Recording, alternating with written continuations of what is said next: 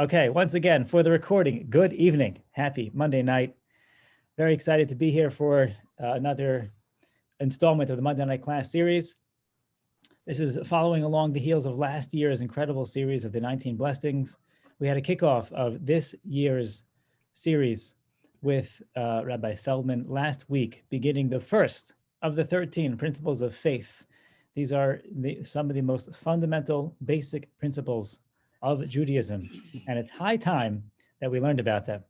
And I include myself in the we, because obviously I have much to learn.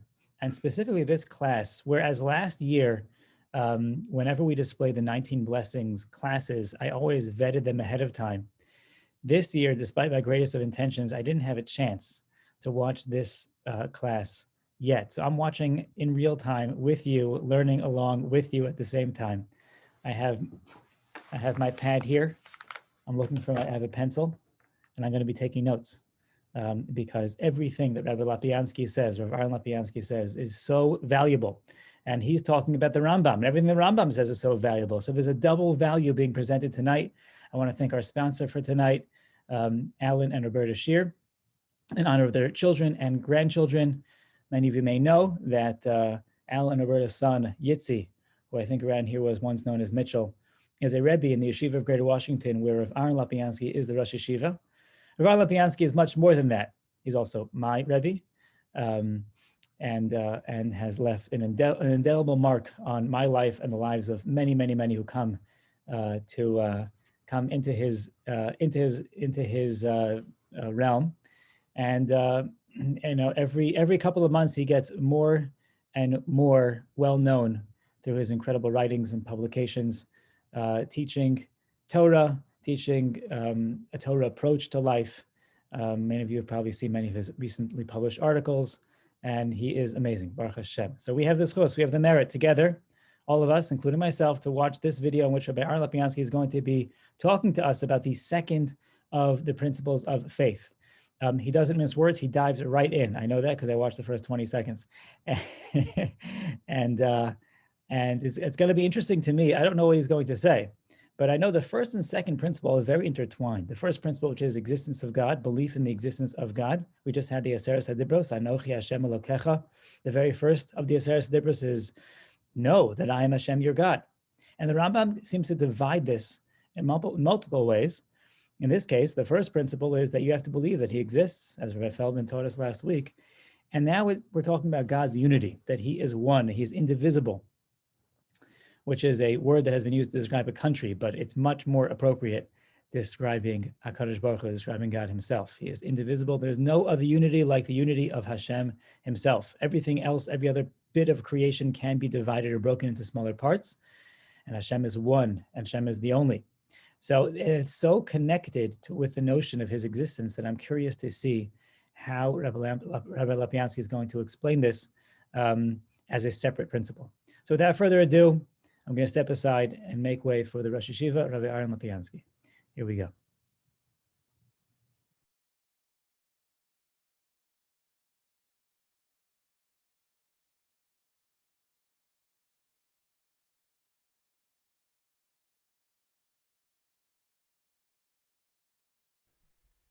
We are now up to the second ikar of the Rambam, which is that there is one God. Now, this is something which requires explanation on many levels. The first thing is, how important is this concept? In other words, there are many, many facts we can say about Kadosh Baruch Hu. We can say that he has mercy without limits. We can say he's all-powerful. We can say many, many things about Kadosh Baruch Hu that would be true. These are not listed as fundamentals because they're not a crucial part of the structure of the of belief. One could not believe that, and the rest of Torah, the rest of Mitzvahs would be true. Fundamentals of belief are those that if you take them out, everything else falls apart. So knowing there's a Kadosh Baruch Hu, yes, that without a Kodesh Baruch Hu, then there's no real Torah, no real mitzvahs, and so on. That Kodesh Baruch Hu prophesied, yes, that's crucial, that's very critical, or else there is no Torah mitzvahs, and so on. But HaKadosh Baruch Hu's Achdus is an attribute of HaKadosh Baruch Hu. Some believed in many idols, some believed in a trinity, some a duality. Is that really something that is critical for everything else to be in place? That's one item we need to discuss. We also need to understand why is it that that's Shema Yisrael Shekein Hashem Echad? So our most fundamental declaration of faith speaks as to this attribute. We would expect, I believe in God. I believe in God, the all-powerful, all-merciful. I believe in God, the infinite. But why is that the crucial description of HaKadosh Baruch Hu as we know him, as we understand him? The question also, are there any implications beyond theology, philosophy, speculation about the divine, which is anyway quite far from us and something that we don't engage all that much in? Those are questions that we need to ask ourselves about Achdusei. We say it, Atvuchem HaYichudecha, people who are slaughtered for the belief on the oneness of God. And this obviously comes in the heel of Christianity, which was always pushing the Trinity and so on. Those are all questions that need to be addressed and need to be spoken about if we to understand this fundamental. So let's start with the Rambam. The Rambam, in his introduction to Perek Chelik, speaks about the fundamentals. This is where he lists them as 13 fundamentals, and the fundamental belief in the oneness of God, he said, is built on the pasuk Shema Yisrael Hashem Elokeinu Hashem Echad. That's all the Rambam tells us. It doesn't tell us more than that. We'd like to go to Hilchos Yesodei Torah, where the Rambam discusses fundamentals of faith, and let's try to look at that a little bit. So, in the very first Perek in Yesodei Torah, the Rambam speaks about the knowledge and the understanding that there's a primary being, that the primary being is the creator of everything else, and also the dynamic force that keeps the world going. That the Rambam puts together, and the mitzvah is Anochi Hashem Elokecha. And it comes together with a prohibition of Lo Yelocha Himachem Al Panai. That's the Rambam until Halacha Zayin. Now the Rambam says, Elokai Ze Echad Hu. This God that we talked about is one. Eino Lo Shnayim, he's not two. V'lo Yesal Shnayim, he's not more than two. Elo Echad, he's one. She'ein ki Yechudo. Echad me'achayim tzav'olam. There is no oneness, unity, the like of it in anything else in the world. Now he says it doesn't mean v'lo echad kimin shu kolol achadim harbe. When we say one, for instance, all palm trees are of one kind. So are all palm trees one? Well, yes. Are all human beings one? Yes, in the sense of being part of a common group. So HaKadosh Baruch Hu's oneness is not like that. V'lo echad ki guf shu nechlak lemachlekos u'ktzavos. Nor is he like a body that can be subdivided into sections. So HaKadosh Baruch Hu's oneness is not one that includes many individuals. It's not one that is comprised of many sub-elements. It is a oneness that nothing like that exists in the world. Everything in the world that we describe as one, as unique, it's part of some system. It consists of pieces. We don't have anything like it in this world. Now, the Rambam gives now a different, the Rambam now gives a proof for this. And that's very interesting that he sets out to prove it, which he does not do in the Pirush HaMishnayos, but he does it over here. And the Rambam says, Elohoyu ha'alohus harbe ha'yugufin gvios. If there would be many gods, there would be an association of gods, a god kind. So they would have to be physical bodies. The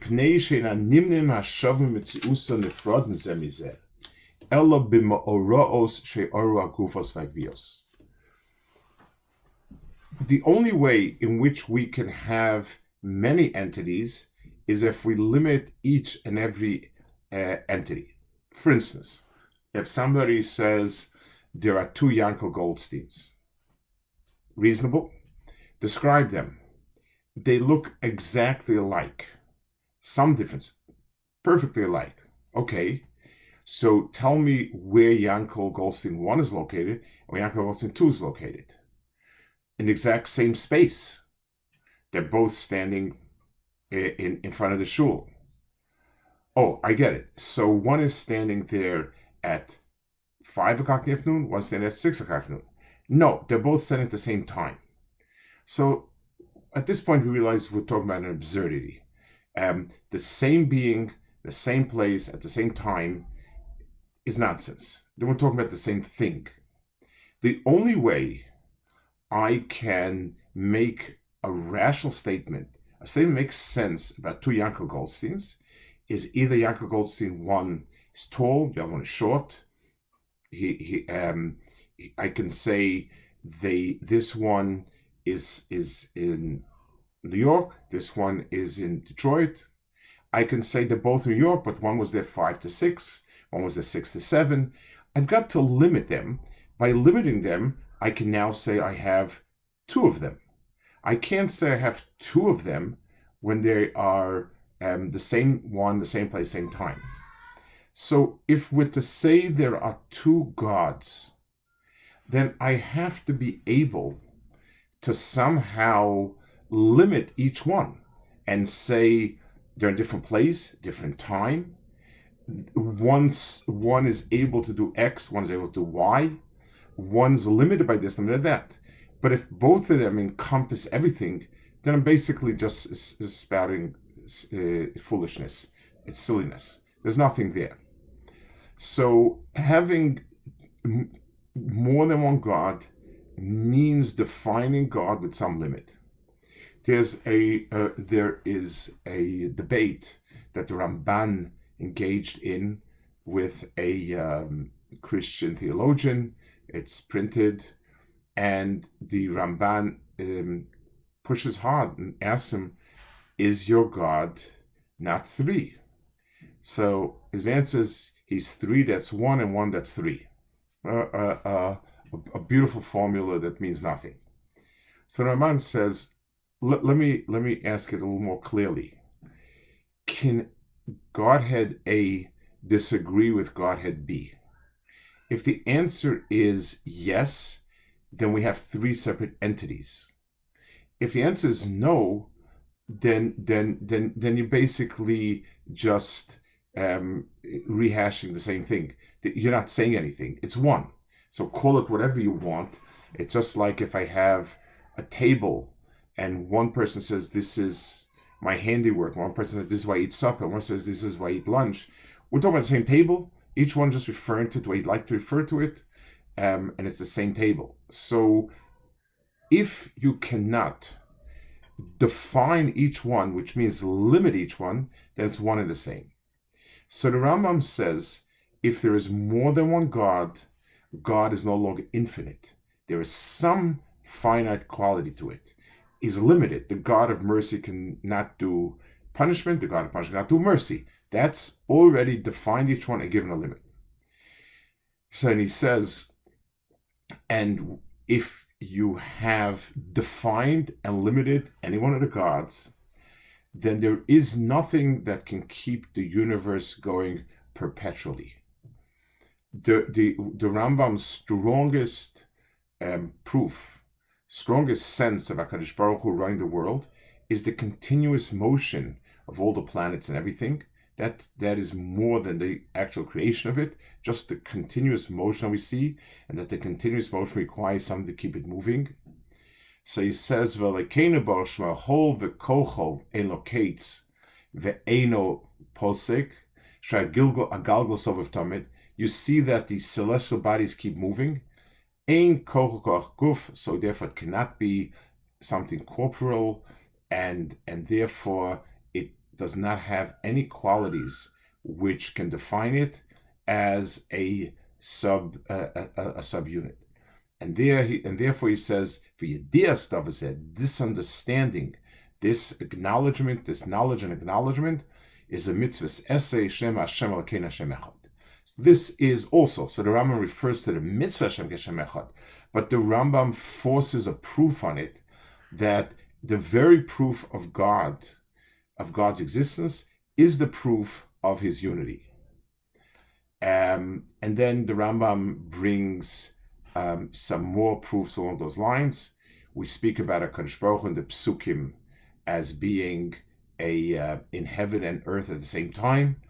That sort of describes the limitless sense of God, and therefore it cannot be a body, because a body cannot be in two places at the same time, and it cannot be, it has to be one entity. That is the Rambam's approach to it, proof to it, and where he sees it rooted. The going through it, understanding it, acknowledging it is that point over here. So the Rambam A says it's an obligation to believe. Hashem Hashem Echad is our most fundamental statement of belief. 2, the Rambam says that it is something which is rooted. It's not in the core belief of HaKadosh Baruch Hu as we understand it. It's not the next stage of belief about HaKadosh Baruch Hu, but if we really understand our core definition of HaKadosh Baruch Hu as being infinite, there cannot be two infinites. By definition, by just thinking about it, we come to that conclusion. So first, let's try to understand what will be some of the ramifications, more, I would say, on a philosophical level of this idea. Forget about physical features, which most of us, we don't, that's not the way we think today. But we'd like to try to understand it within the context of HaKadosh Baruch Hu's Hanhaga. How HaKadosh Baruch Hu is moving the world towards its goals. We find many attributes, many what's the right word for it? Directions and interactions of HaKadosh Baruch Hu with the Bria.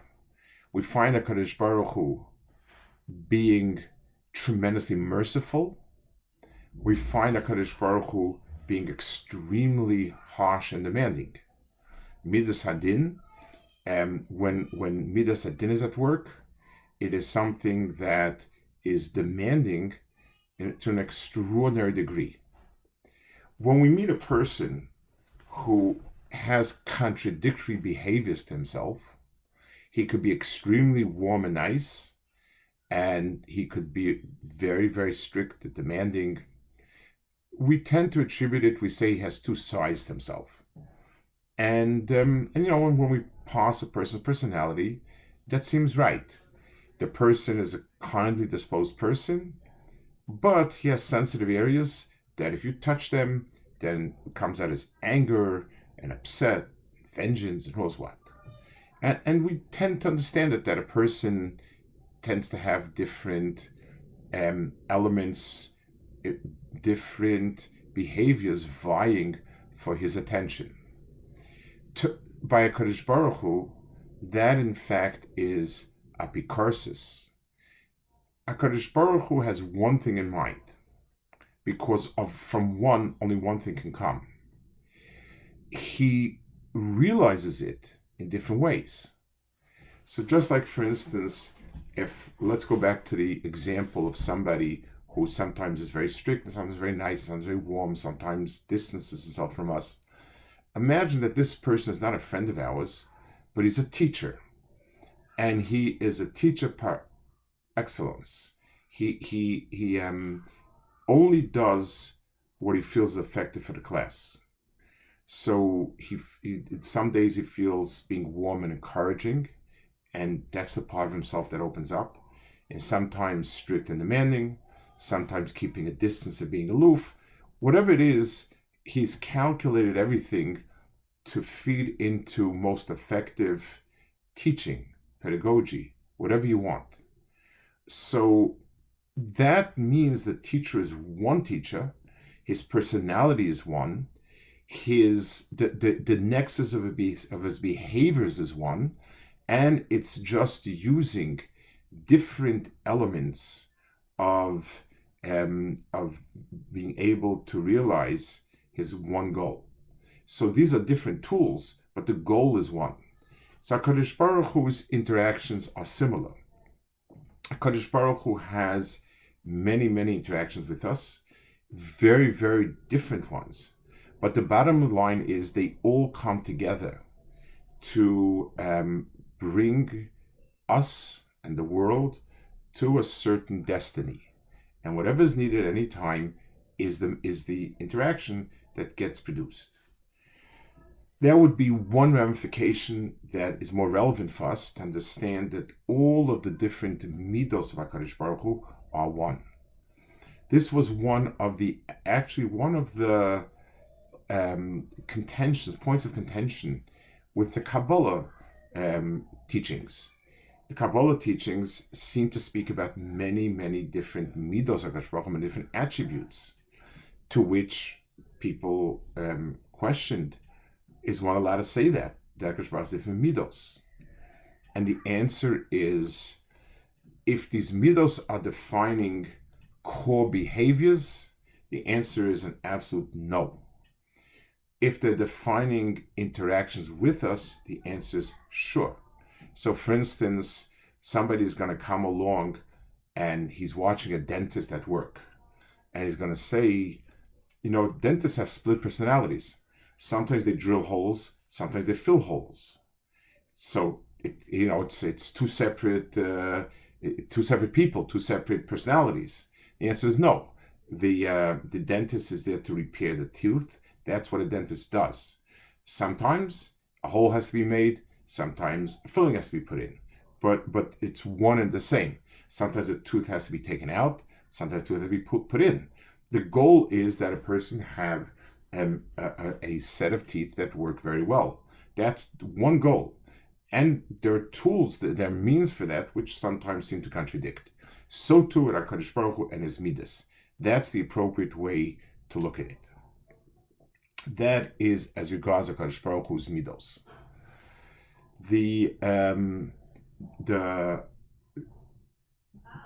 Let's now look at another type of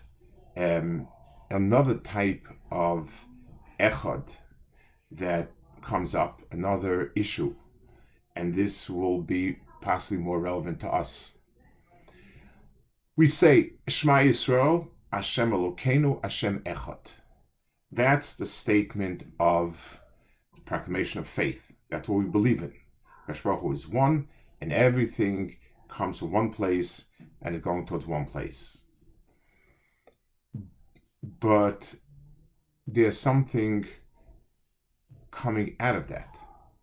V'ahavtas Hashem Elokecha v'chol levavcha u'v'chol nafscha u'v'chol moedecha. That's the mission statement that comes out of Hashem Echad. Now let's understand what is that point? The emphasis is on bechol levavcha, bechol nafshecha, bechol ma'idecha.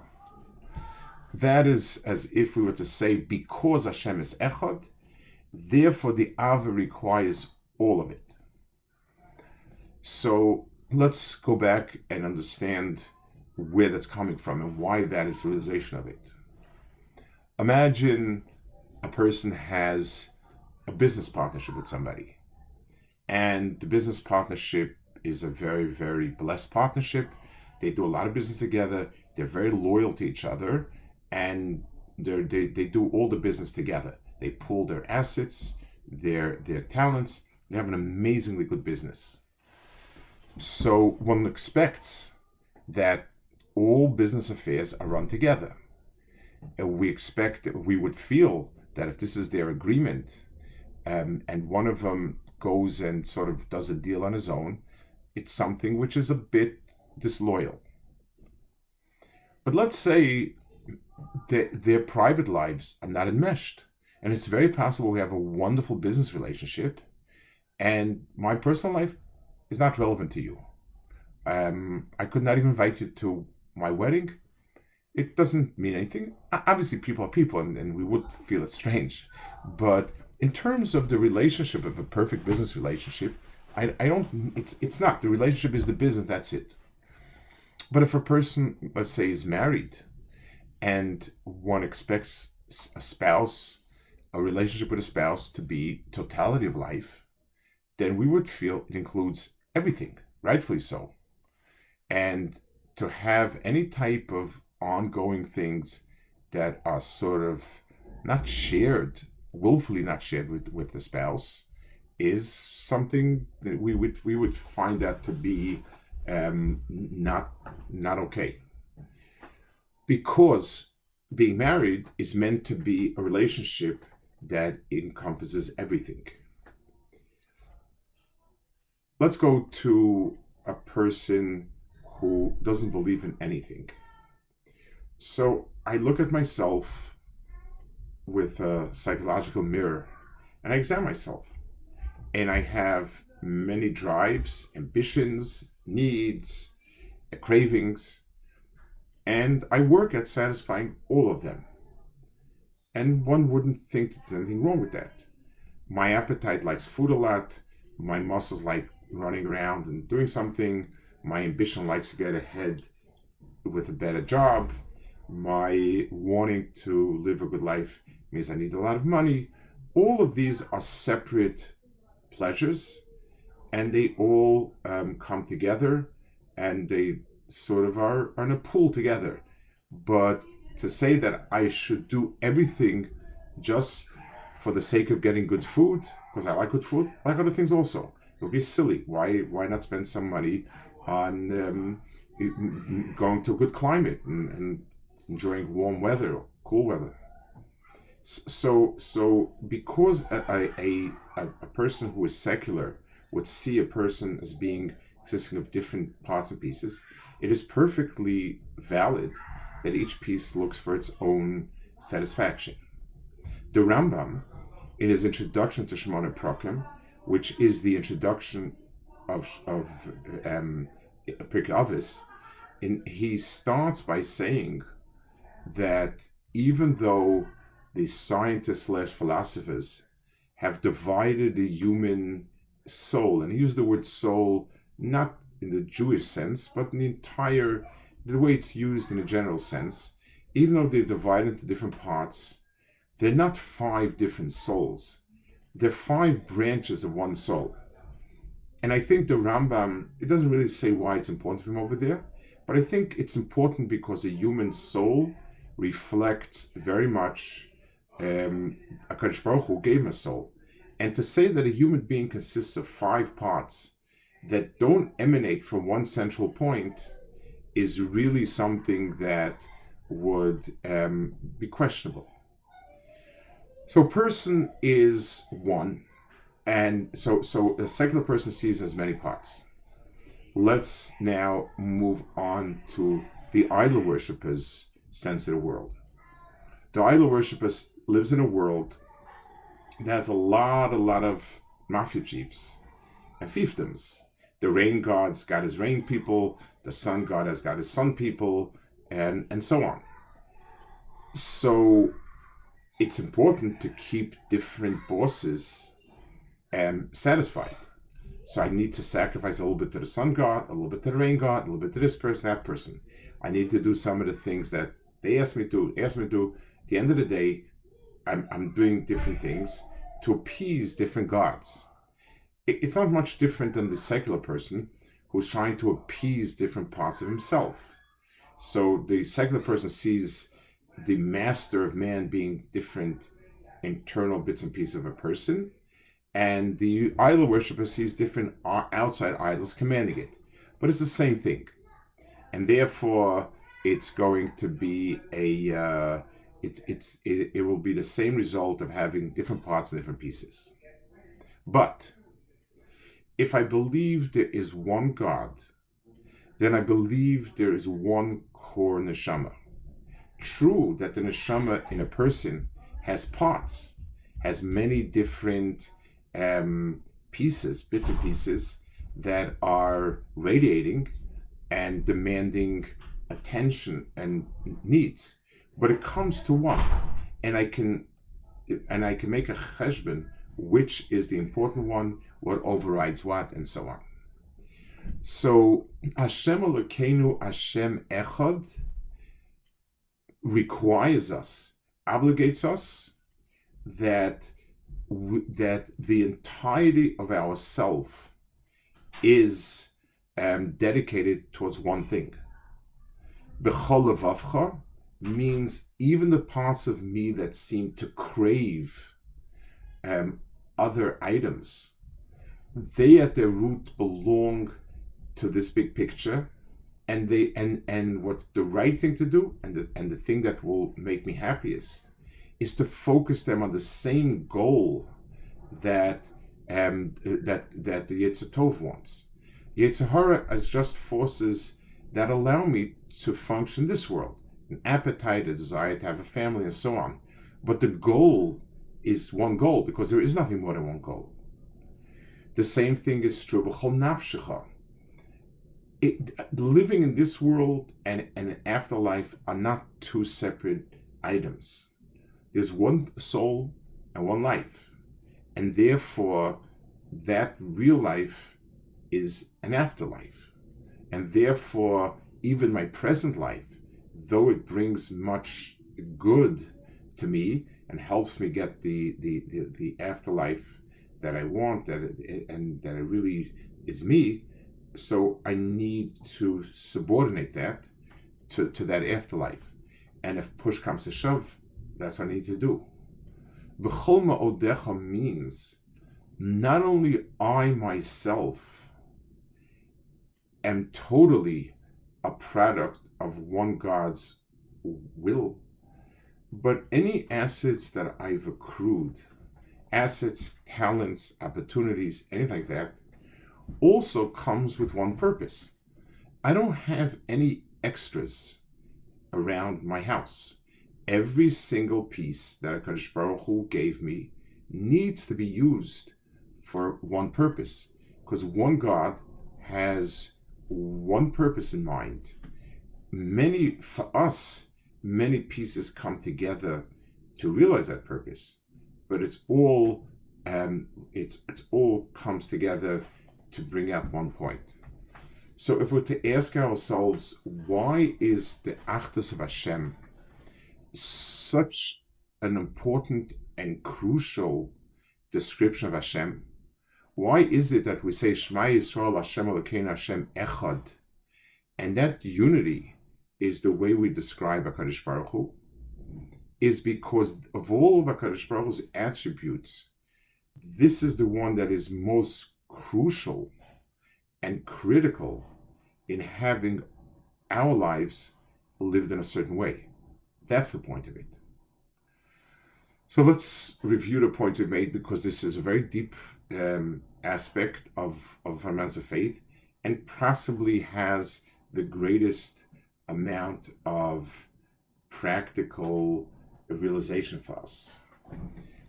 Hashem Echad is the pasuk of declaration of faith. A declaration of faith is not so much that God exists or they gave the Torah, but Hashem is one. It's what distinguished us from idol worship is. And therefore, it cannot be that this is just another description of Hakadosh Baruch Hu, another one of many descriptions. Somewhere along the line, we're going to have to understand Echad as being the totality of our beliefs in Hashem. The Rambam derives it from a logical proof, from the same logical proof that Hashem is incorporeal. HaKadosh Baruch Hu has no body, and by that same belief, by extension, if we think about it logically, it means that HaKadosh Baruch Hu cannot have any, cannot be more than one, because more than one automatically includes definitions of each one and curtailment of each one, and therefore we would end up with many corporeal gods and not one incorporeal God. So in the Rambam's, in Mishnah Torah, the Hashem Echad is very, very closely aligned to corollary of his core definition of what HaKadosh Baruch Hu is. That's one point. And therefore, any religion that does not believe in monotheism believes in idol worship. It may be refined idol worship, but it is idol worship. It's things. It's not the all-encompassing being. That is where he gets it from. We spoke out that this is important in understanding when we speak of HaKadosh Baruch Hu's many different attributes. We speak about how he acts in different situations, and sometimes they sound extremely contradictory. We must believe that at the bottom, the bottom line, they all come to a common purpose. For our sake, he interacts with us in different ways. That's a corollary of HaKadosh Baruch Hu being Echad, is that his goal is one with many different interactions.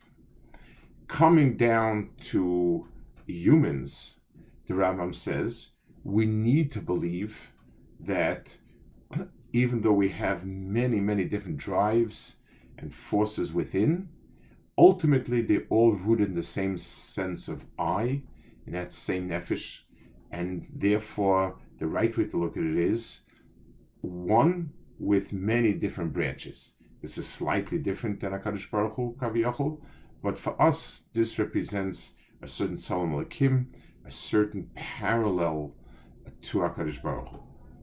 Finally, this has an extraordinary impact in our avodas, in our own avodas Hashem.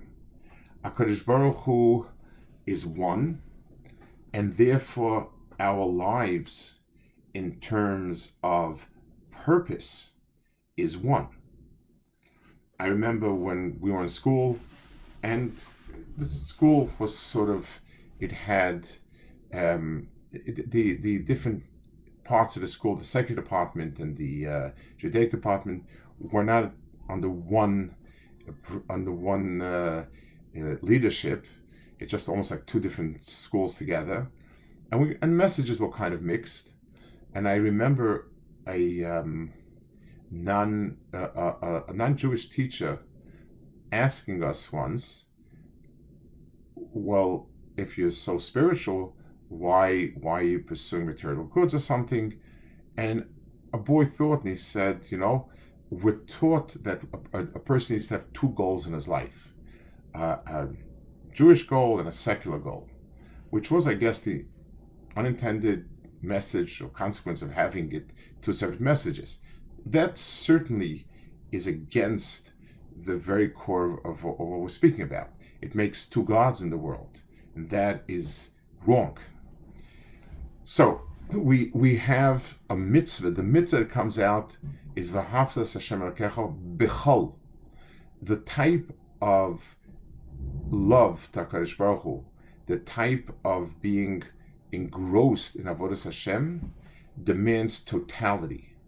Because if HaKadosh Baruch Hu is total, then everything has to add up to one bottom line. There are not many conflicting forces in a person. There are many tools to realize one goal. There is no room in a person's life to realize two goals. There are many, many steps and many, many pieces to be realized, but the goal is one goal.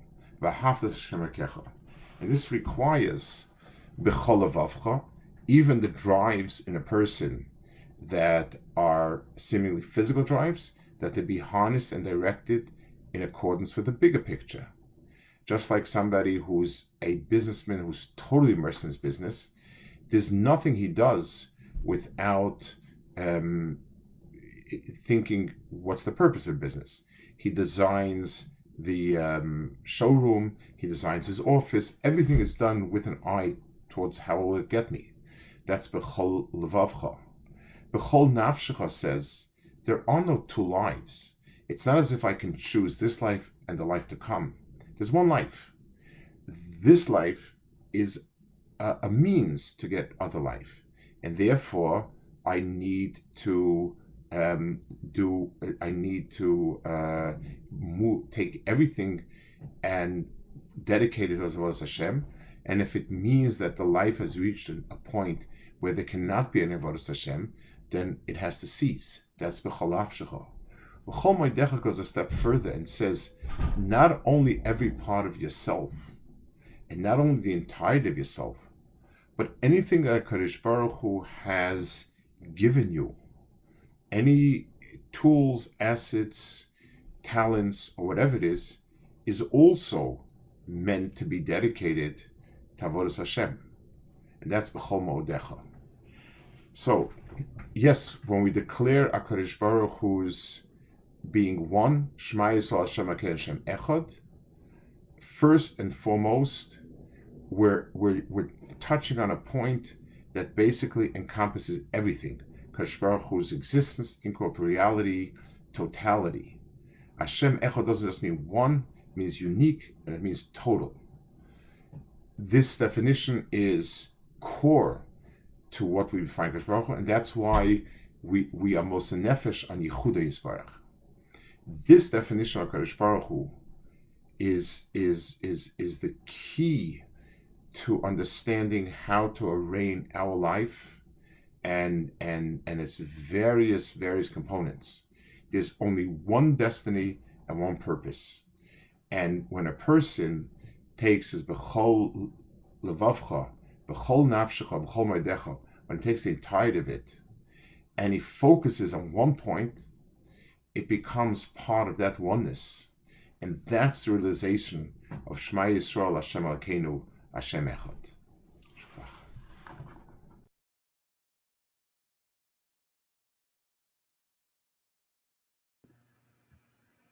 Okay, what a wonderful class by Rabbi Lapiansky. Again, thank you, Alan and Berner Share for your sponsorship.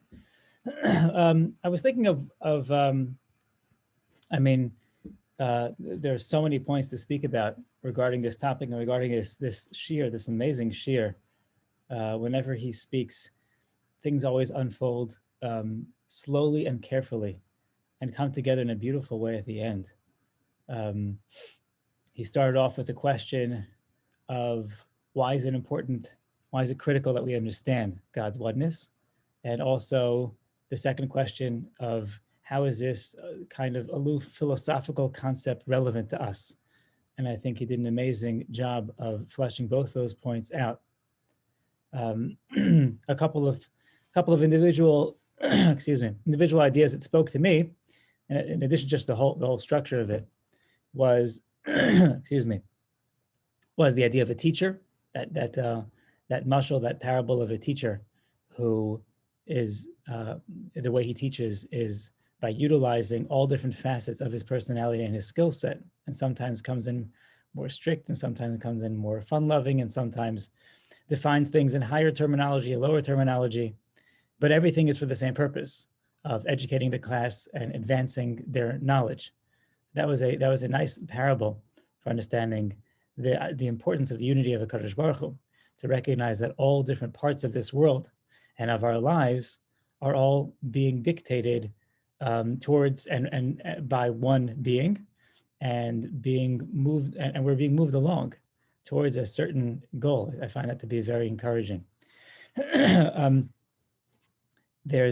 reminded me of a story. There's a story that I'm reminded of. It's not exactly the same thing, but it's similar. There was a story told of a Hasidic Rebbe, actually the Balatanya, and he had his grandson, who was the third Rebbe in the line of Rebbes of Chabad Hasidus, the Tzemach Tzedek. His grandson was raised in his home, and there was once an occasion in which the grandfather was was holding court, and was hosting and interacting with a long line of visitors who had come to see him. And his grandson came scampering in. It's kind of funny to talk about scampering in this incredible sage, but he was, even sages were young at one point in time. And he came scampering in. He wanted his attention from his grandfather. And I think he cut the line. He came in, and his grandfather asked him, "Avu is dein Zayde? Where is your grandfather? Where is he?" Dr. Straczynski, you can correct my Yiddish. Where's your grandfather? So he goes and he grabs he tugs on his beard, and he says, Das is mein Zayde. This is my grandfather." And the grandfather says, Nein. No, this is mine, but this is my beard. This is my beard. It's not Zaidi. So he said, "Where's your Zaidi?" So the boy grabs a hold of his, and he gives him a big hug, and he says, This is my Zaidi." And the grandfather says to him, "Nein, das ist Zaidi's boich. This is my stomach. This is not Zaidi." So the little boy, very smart, realizes the game. And he just, in an instant, he just runs away. No one knows what he's doing. And he runs to the door, and he pretends almost that he gets his finger caught in the door. He says, "Oi, ow!" And his grandfather drops everything and runs to go grab him. And he says, das is mein Zaidi. That's my grandfather. As he goes and he runs to help him. Reminded me of that story because the theme, the message behind it is he's trying to teach him a lesson. Who are you? Who is the real you? Where am I? Is that me, or is that a certain aspect of me? You can ask the same thing about HaKadosh Baruch Hu. What exactly is HaKadosh Baruch Hu? What is Hashem? Is that him? Is that the world? Is that a certain attribute? Is that a different attribute? It's kind of slippery, hard to get a hold of. And that's what the lesson he was trying to give him was we have to always be focused on who are we? What is our real true essence? And the answer that came from the grandson was when the grandfather expressed his love for the grandson, that's when his true essence came out. But I would say that's when his true essence was felt. That's not the only thing he is. That's when we can feel it. And so in our lives also, we have plenty of occasions in which we feel HaKadosh Baruch Hu's love. And from this class and from this principle, we realize that it's not just at those exact moments that we feel it, but it's always. He's always there in his many, many attributes. And as the Rosh Hashiva, as Rabbi Lapiansky said, a parallel and the kind of a practical takeaway for us is that just like he is one and all attributes that we experience of his interacting with the world is one, so too we are also one. We're created in his image, and everything that we have, all of our attributes and everything that we have both within us, as the Rosh Hashiva said, "B'chol levavecha, b'chol nafshecha, b'chol me'odecha," quoting the first sentence of Shema that the Rambam quotes. Everything that's within us, and even things that are not within us, but even this computer that we're all watching each other on, right? See, this computer is b'chol me'odecha. That's why we have computers, by the way, so we can see each other and we can enjoy and share words of Torah with each other. Everything that we have goes into the same mission. Very inspiring message, very deep message. and one that I was very happy to be here sharing in this learning experience.